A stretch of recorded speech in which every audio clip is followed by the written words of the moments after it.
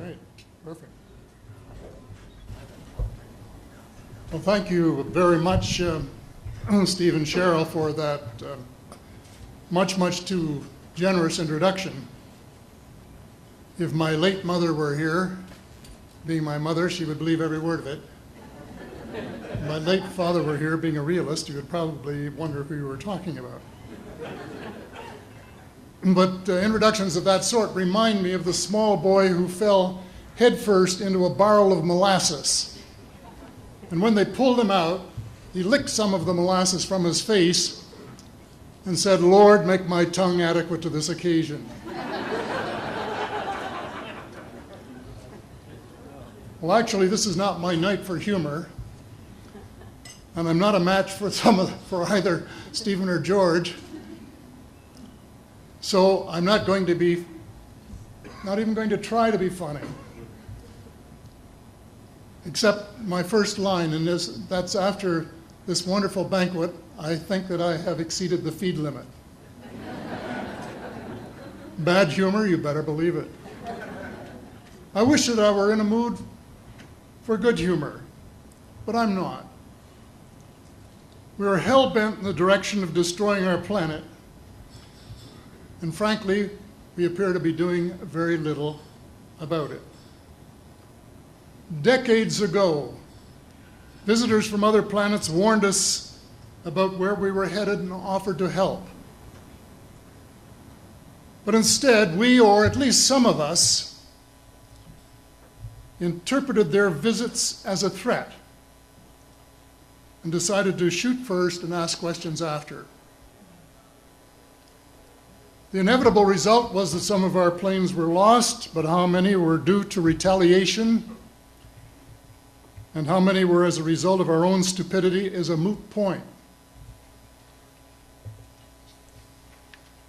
Wilbert Smith, one of the first Canadians to take an active interest in the subject of UFOs, asked the visitors about the accidental destruction of our aircraft by flying into the vicinity of a flying saucer.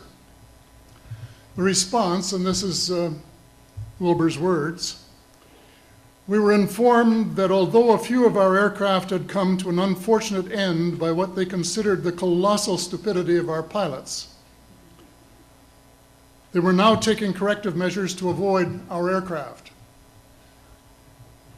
I asked them," and this is still Smith, I asked them what happened, and they said, "Well, the fields around the saucers in order to hold them up, in order to produce the gravity differential, the time field differentials which were necessary to operate the ship.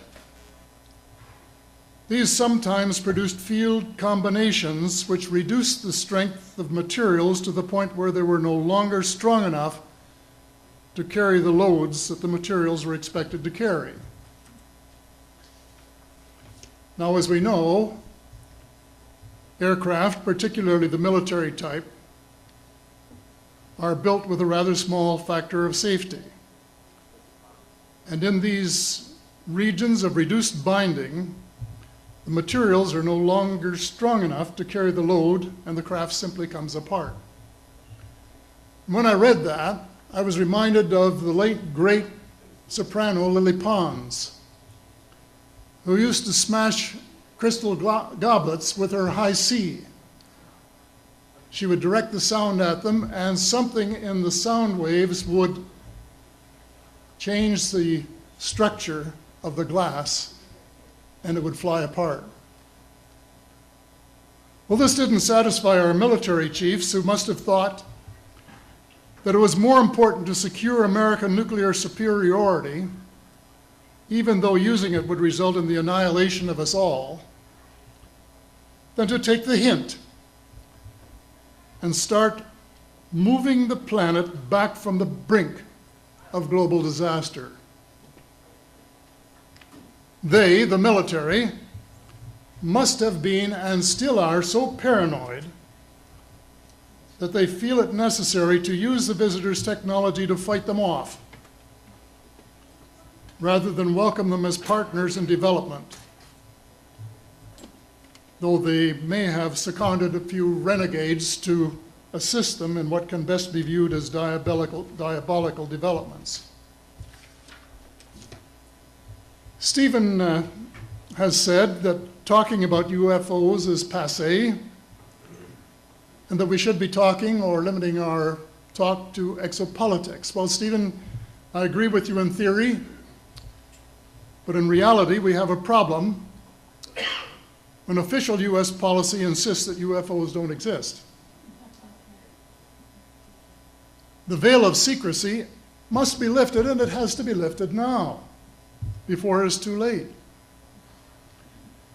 It is ironic that the US would begin a devastating war, allegedly in search of weapons of mass destruction, when the most worrisome developments in this field are occurring in your own backyard. It is ironic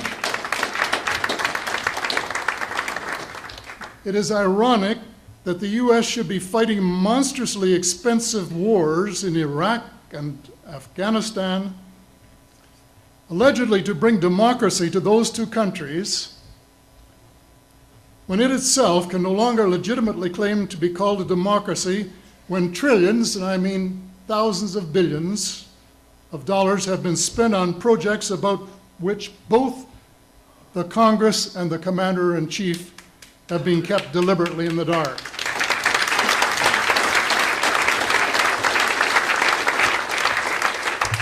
How much has been accomplished in 60 years of feverish activity by some of the most educated minds in the United States? Has America developed flying saucers that are visually indistinguishable from the visitors, as alleged? And if so, what do they propose to do with them? Even more critical, what progress has been made in the development of clean energy sources that could conceivably replace fossil fuels and save the planet from becoming a veritable wasteland? Well, who has the answers?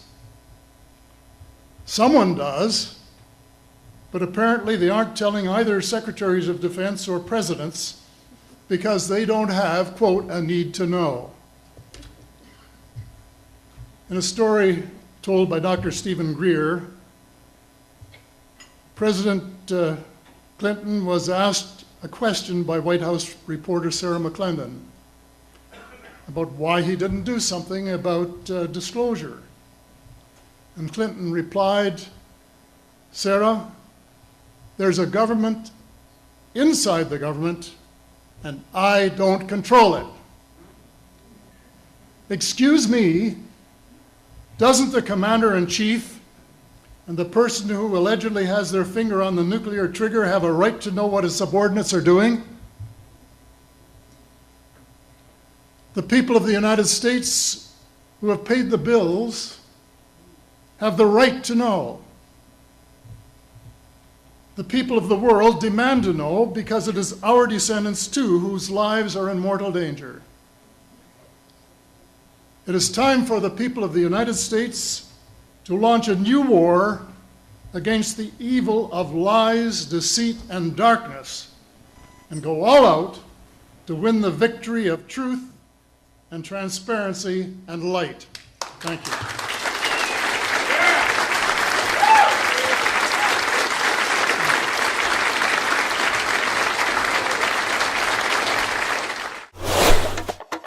Ich glaube, er sagte, das sind Teile von einer fliegenden Untertasse.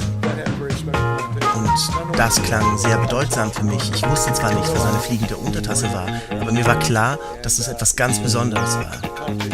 Und er machte uns deutlich, dass das aus dem Weltraum stammte, von woanders her.